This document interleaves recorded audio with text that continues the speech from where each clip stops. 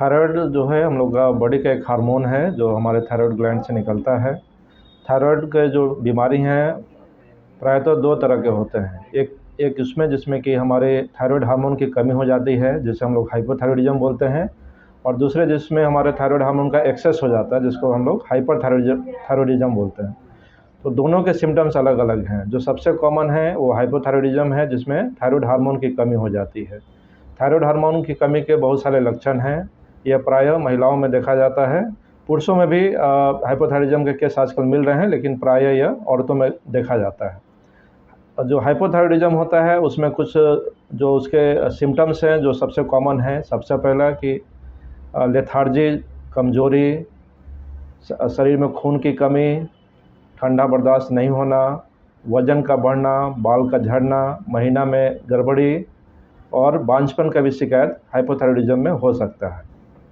और जो हाइपरथायराइडिज्म होता है उसमें थायराइड हार्मोन का लेवल बढ़ जाता है जिसकी वजह से घबराहट, बुखार, धड़कन तेज़ होना और भूख तेज़ लगना, ये सब उसके सिम्टम्स हैं।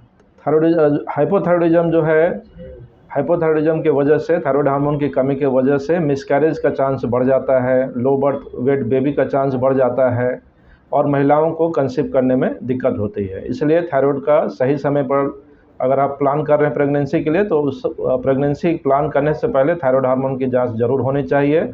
और अगर हाइपोथायराइडिज्म के लक्षण हैं तो उसे हम लोग थायराइड हार्मोन रिप्लेसमेंट करके, जिसे हम लोग लीवोथायरोक्सिन बोलते हैं, उसका रिप्लेसमेंट करके हम लोग उसे सही कर सकते हैं और महिलाएं उसके बाद फिर कंसीव करेंगी तो वो प्रेगनेंसी सक्सेसफुल होगा। थायराइड हार्मोन की जो दवा आती है काफ़ी सस्ती है और वो सुबह खाली पेट में लिया जाता है।